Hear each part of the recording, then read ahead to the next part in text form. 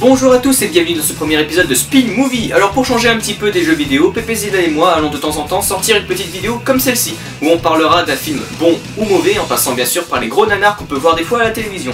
Donc voici le film qu'on a sélectionné pour cette première vidéo.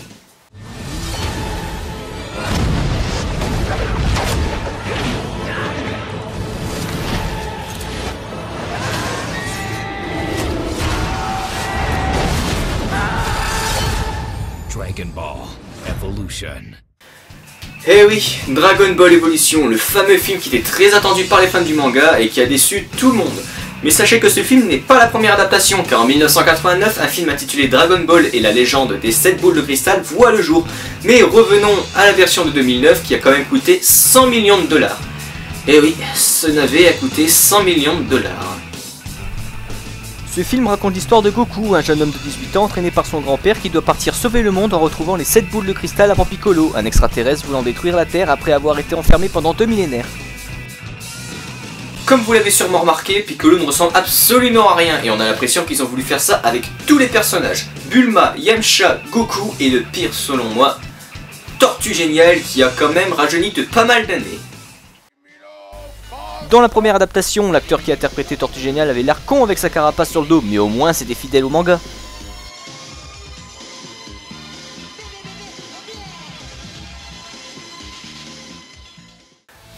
Après avoir vu les différents personnages, c'est parti pour quelques scènes du film. Alors vous l'avez peut-être déjà remarqué, mais dans la plupart des films de notre époque, quand le personnage principal est un adolescent, les scénaristes sont obligés de mettre des passages à la con dans leur lycée. Et la plupart du temps, c'est toujours la même chose. Le héros se fait toujours maltraiter par la brute du lycée et il est toujours fou amoureux de la plus belle fille de la classe qui sort justement avec cette brute. Eh bien, Dragon Ball Evolution n'échappe pas à la règle. Goku se fait malmener par un mec qui va bousiller son vélo avec sa voiture. Il ne se bat pas puisqu'il l'a promis à son grand-père et il est fou amoureux de Chichi, la fille qui sort justement avec ce mec. Passons à une autre scène. On a tous été fous amoureux d'une fille de la classe, on la regardait discrètement en se disant à quel point elle était jolie. Et bah là dans ce film ils ont voulu faire la même chose, mais on se demande des fois si Goku est vraiment net. Déjà, quand il la regarde, c'est loin d'être discret. Il se recule carrément, le genre de situation où tout le monde vous voit. Vous vous imaginez faire ça?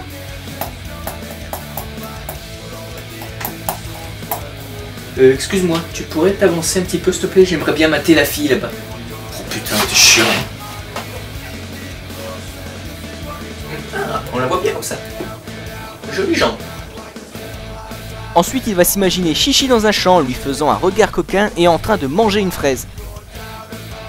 Je vous jure qu'après ce film vous ne regarderez plus jamais Goku comme avant. Bon, passons les moments du lycée pour arriver enfin où l'histoire commence. Après la mort de son grand-père tué par Piccolo, Goku va partir à la recherche de Maître Roshi pour en savoir plus sur les Dragon Ball et leur histoire. Après l'avoir trouvé avec l'aide de Bulma et après s'être battu contre lui avec des effets spéciaux à couper le souffle, ils partent tous ensemble à la recherche des Dragon Ball. Et tout le reste du film se résume à ça, chercher les Dragon Ball, en sachant que Piccolo en a déjà 4.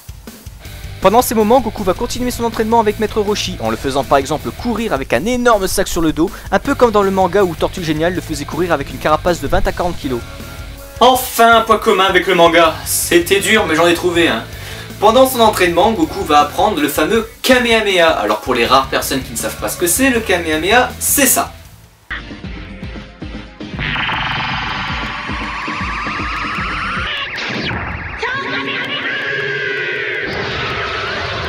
Et bien dans le film, ça ne ressemble plus du tout à ça. Déjà pour l'utiliser, il faut faire une danse à la con.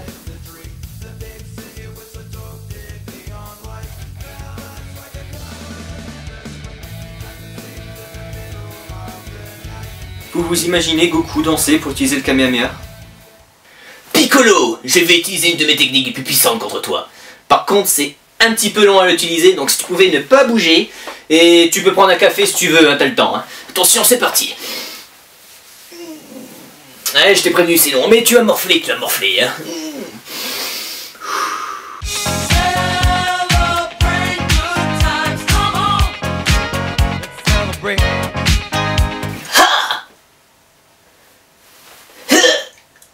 Putain, ça marche pas, pourquoi? Attends, bouge pas. Oh putain, j'ai oublié une mesure. Mais attends, je recommence. Bouge pas, hein, tu bouges pas. Hein? Bah prends un deuxième café, on s'en fout, allez. Tu vas morfler. Dans ce film, le Kamehameha sert à pas mal de choses, comme par exemple allumer des bougies. Oh putain, qui c'est qui a éteint la lumière? Attends, on va allumer les bougies. Kamehameha. Oh, pardon. N'empêche que ça éclaire bien les cheveux qui crament. Mais cette technique peut aussi soigner les gens.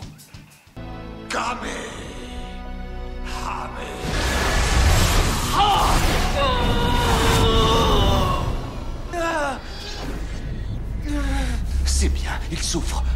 Enfin bon, vous l'aurez sûrement compris, il n'y a absolument rien à garder dans ce film. Même le combat final est à chier, que ce soit le passage dans les airs où on voit très bien que ça a été fait sur fond vert et avec des câbles, ou encore le Kamehameha final.